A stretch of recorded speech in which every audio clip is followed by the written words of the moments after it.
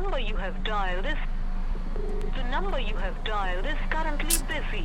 Please try later.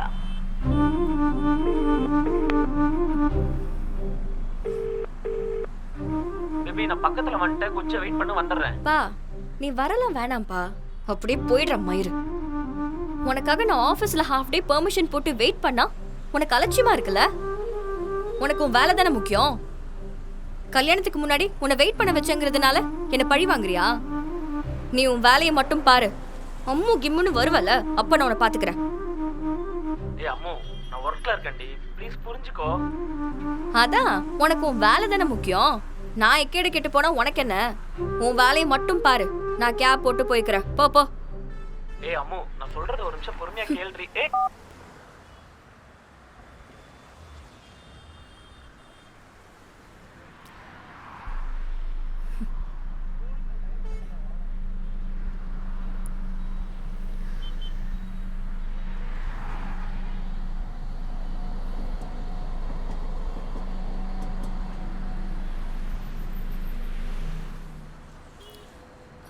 Sir, நான் லொக்கேஷனில் தான் இருக்கேன்.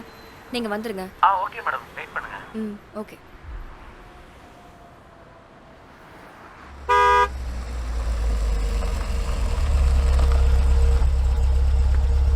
Madam, cab book பண்ணியிருந்தீங்களா?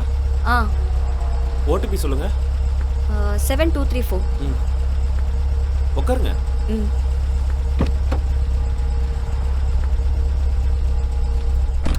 போலாமா? ஆ.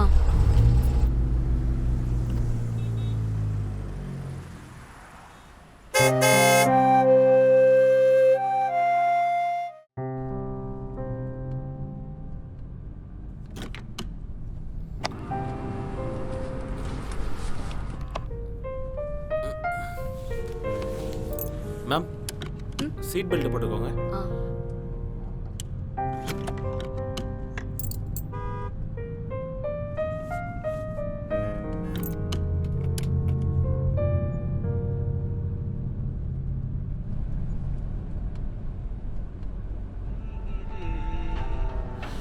உன்னை நான் விரும்பினேன், இது உனக்கு தெரியுமா?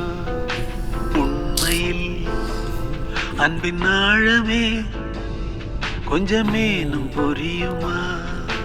மனவானில் உலவிடும் விண்மீனே நிலவே, கொஞ்சம் சாங் ஆஃப் பண்றீங்களா? ஏன் மேடம், தலைவர் பாட்டு சூப்பரா இருக்கு, கேளுங்க.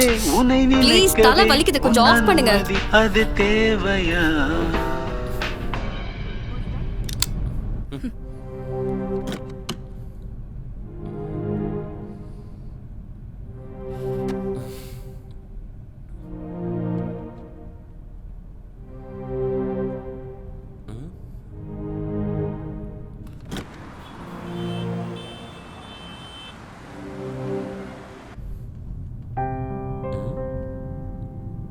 கோவத்தில் இருக்காங்களோ?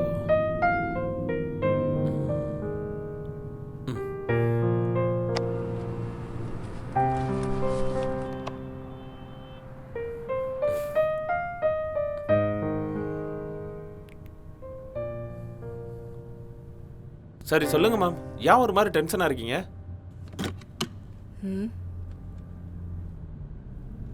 நான் சொன்னேனா உங்ககிட்ட டென்ஷனா இருக்கேன்னு? நான் ஒரு நாளைக்கு எத்தனை கஸ்டமரோட ட்ராவல் பண்ணுறேன் பார்த்தா தெரியாதா மேடம்? சொல்லுங்கள், வீட்லையா இல்லை ஒர்க் பண்ணுற இடத்துல பிரச்சனையா? சரி, எனக்கு பிரச்சனையாகவே இருந்தாலும் அதை நான் ஏன் உங்ககிட்ட சொல்லணும்? யார் நீங்கள்? நான் ஒன்றும் பிரச்சனையை தீர்க்கறதுக்கு கடவுள்லாம் கிடையாது.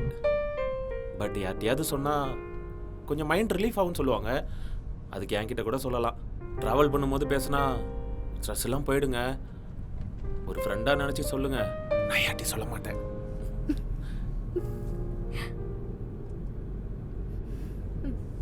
என் ஹஸ்பண்ட் தாங்க, அவன் தான் என்ன டென்ஷன் பண்ணிட்டே இருக்கான். ஒரு ப்ராமிஸ் பண்ணா அதை காப்பாற்றணும். பட் அவன் பண்ற ப்ராமிஸ் எல்லாம் தண்ணியில் எழுதுற மாதிரி தான். ஆமா, அப்படி என்னங்க ப்ராமிஸ் பண்ணாரு?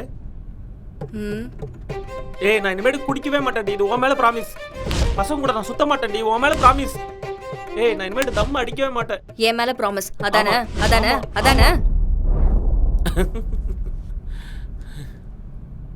இப்படிதான் ஃபேக் ப்ராமிஸ் பண்ணிட்டு சுத்திட்டு இருக்கான். இப்ப கூட நானும் அவனும் வெளியே போறதா இருந்துச்சு. அவனுக்காக நான் ஆஃபீஸ்ல பெர்மிஷன் போட்டு 3 hours வெயிட் பண்ணிட்டு இருக்கேன். இன்னும் அவன் வரல. அப்ப கோவம் வருமா வராதா? நீங்க சொல்றது கரெக்டு தான். பட் அவர் ஒர்க் பார்க்கறதே உங்களுக்காக தானே. மேரேஜுக்கு முன்னாடி பேச்சுலராக இருந்திருப்பாரு. அவரோட தேவைகளும் கம்மியாக இருந்திருக்கும். ஸோ செலவும் கம்மியாக இருந்திருக்கும். பட் மேரேஜுக்கு அப்புறம் இன்னும் ரெஸ்பான்சிபிலிட்டிஸ் அதிகமாக இருக்கும்ல. ஸோ நிறையா சம்பாதிக்கணும் இல்லைங்க. யாரு கேட்டா அவனை நிறைய சம்பாதிக்க சொல்லி? நான் மேரேஜுக்கு முன்னாடி கூட சொன்னேன், நீ வேலைக்கே போக வேணாம், நானே உன்னை பாத்துக்கிறேன்னு. மேடம், இதெல்லாம் இன்ஸ்டாகிராம் ரீல்ஸ்க்கு வேணால் நல்லாயிருக்கும். ரியல் லைஃப்பில் நல்லாவே இருக்காது. ஏன்னா நானும் ஒரு பையன் தானே, எனக்கு தெரியாதா? யார் எப்படியோ, நான் ரியல் லைஃப்லயும் இப்படிதான். நானும் தான் வேலைக்கு போறேன், அவனும் வேலைக்கு போறான். சேர்ந்து ஷேர் பண்ணி தான் எல்லா செலவும் பண்றோம். ஃபேமிலி ரெஸ்பான்சிபிலிட்டிஸ் எல்லாமே ஈக்குவலா தான் ஹேண்டில் பண்றோம். அப்புறம் என்ன? அப்பனா இன்னும் உங்களை அடுத்த கட்டத்துக்கு கூட்டிட்டு போகணுங்கிறதுக்காக கூட நிறைய சம்பாதிக்கணும்னு ஆசைப்பட்டிருக்கலாம்ல அவரு. அதனால கூட அவரு வேலை வேலைன்னு ஓடிட்டு இருக்கலாம். நீங்க ஆசைப்படுற மாதிரி டைம் ஸ்பெண்ட் பண்ண முடியாம கூட போலாம். நீங்க என்னங்க இவ்ளோ சப்போர்ட் பண்றீங்க? என்னங்க பண்றது? என்ன நம்பி ஒரு பொண்ணு இருக்கா. எனக்காக அவங்க அப்பா அம்மா எல்லாரையும் விட்டுட்டு நான் தான் வேணும்னு இந்த ஒண்ணுமே இல்லாதவனை தேடி வந்தா. அவளை ராணி மாதிரி வச்சுக்கணும்னு ஆசைதான். பட் படிச்ச படிப்புக்கு வேலை கிடைக்கல. பிடிச்ச வேலையை பார்க்கவும் வசதி இல்லை. தோ நீங்க சொன்ன மாதிரி அவ கூட டைம் ஸ்பெண்ட் பண்ணி அவளுக்காக நிறைய வாங்கி கொடுத்து அவளை அழகா பார்த்துக்கணும்னு அவ்வளோ ஆசைங்க எனக்கு. அதுக்காக தான் நான் இவ்வளோ ஓடிக்கிட்டு இருக்கேன். இப்படி ஓடிக்கிட்டே இருக்கும்போது டைமும் கிடைக்க மாட்டேங்குது. ஸோ உங்களையும் அப்படிதான் அவர் நல்லா பார்த்துக்கணுங்கிறதுக்காக இப்படி ஓடலாம்ல.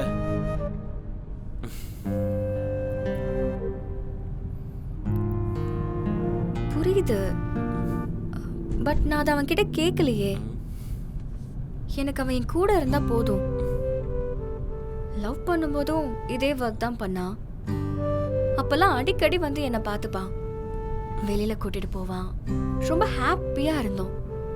இப்பவும் அதே ஒர்க் தான் பார்க்கறான். ஆனா முன்ன மாதிரி இல்ல அவன். நான் ஈஸியா கிடைச்சிட்டதுனால அவனுக்கு திமிரா போச்சு. அதனால தான் இப்படி எல்லாம் பண்றான்.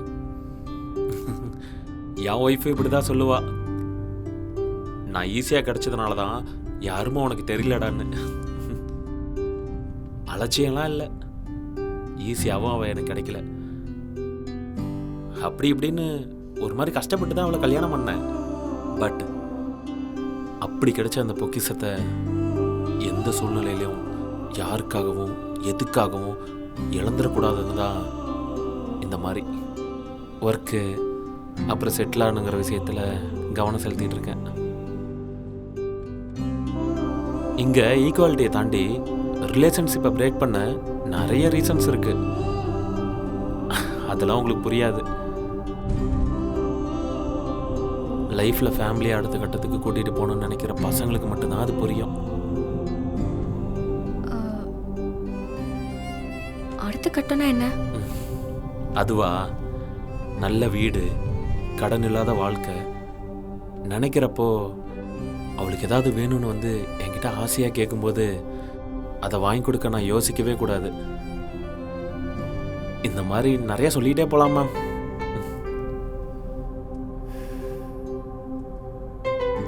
இப்படி கஷ்டப்படுறதுன்னு உங்களுக்கு நீங்களே பெரிய பாரத்தை சுமக்கிற மாதிரி நினைச்சிட்டு இருக்கீங்க. எப்படி லைஃப் பார்ட்னர்னு லைஃப்ல பாதிய ஒரு பொண்ணு ஷேர் பண்ணிக்கிறாளோ அதே மாதிரி தான் கஷ்டத்தையும் ஷேர் பண்ணிக்கணும். எல்லா சிச்சுவேஷன்லயும் கூட இருக்கணும். அதுக்காக தானே வாழ்க்கை துணைவின்னு சொல்றாங்க. துணையா கூட இருக்கணும்ல. அவங்க எல்லா சுச்சுவேஷன்லையும் என் கூட தான் இருக்காங்க. எதுக்காகவும் யாருக்காகவும் என்னை விட்டு கொடுத்ததே இல்லைங்க இது வரைக்கும்.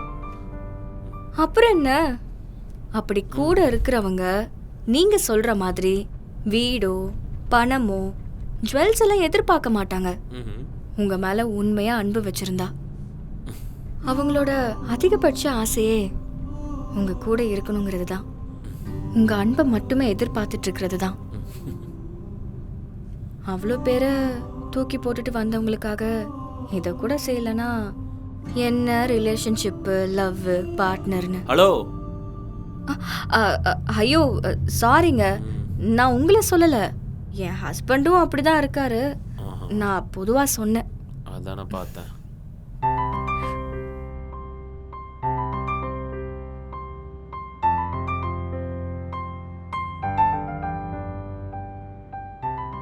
சரி ஓகேங்க, நீங்கள் சொல்கிறது கரெக்டு தான். அவங்க கேட்குறத வாங்கி கொடுத்து அவங்களுக்கு செலவு பண்ணி சந்தோஷப்படுத்துறது செகண்டரி. முதல்ல அவங்க கூட டைம் ஸ்பெண்ட் பண்ணணும். அவங்க பண்ணுற சின்ன சின்ன விஷயத்தெல்லாம் ரசிக்கணும். எனக்காக அவன் நிறையா பண்ணியிருக்கா. நான் அவளுக்குன்னு எதுவுமே பண்ணதில்லை. ஏங்க, தேங்க்ஸ் ஃபார் த காம்ப்ளிமெண்ட்டுங்க. நான் இப்போ உங்களை ட்ராப் பண்ணிவிட்டு என் பொண்டாட்டி கூட டைம் ஸ்பெண்ட் பண்ண போகிறேங்க. அவள் ரொம்ப பாவம், குட்டச்சி.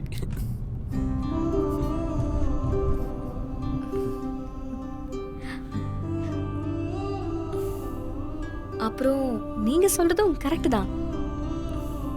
லைஃப்ல எங்க அப்பா அம்மா என்னை பார்த்துக்கிட்டதை விட அவன் இன்னும் என்ன ரொம்ப அதிகமாக தான் பார்த்துக்கிறான். அதுவும் அவன் எனக்காக தான் இதெல்லாம் பண்றான். நான் வேற மார்னிங்ல இருந்து கால் பண்ணி அவனை டார்ச்சர் பண்ணிட்டேன். பாவம் அவன். ஓகேங்க, மறக்காம அவருக்கு கால் பண்ணி சாரி கேட்டு ஈவினிங் வெளியே போயிட்டு வாங்க ஜாலியா. சரிங்க.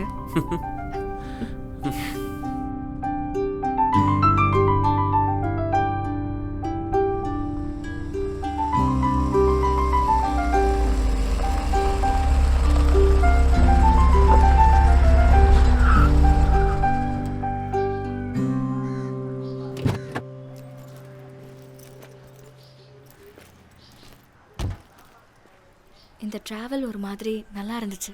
Thank you so much for the genuine conversation. தேங்க்யூங்க. எவ்வளோ ஆச்சு? 247. ஸ்கேனர் காட்டுங்க. இந்தாங்க. Okay, thanks. தேங்க்யூங்க, பாய். ஏங்க மறக்காம 5 ஸ்டார் ரேட்டிங் போட்டுருங்க. வந்தது லேட்டு, இதில் மூஞ்சிக்கு 5 ஸ்டார் ரேட்டிங் கேட்குதா? அம்மு நில்றி ஒரு நிமிஷம். என்னடி பிரச்சனை உனக்கு? கஸ்டமர் லேட் பண்ணிட்டாங்க, நான் என்னடி பண்ணுவேன்? சரி அதை விடு. ஏதோ யாரோ ஒருத்த மாதிரி பேசுற, உனக்கு என்ன திமிரா? நீ கூட தான் யாரோ ஒருத்தி மாதிரி பேசுன. அதுக்கு இதுக்கும் சரியா போயிடுச்சு போ.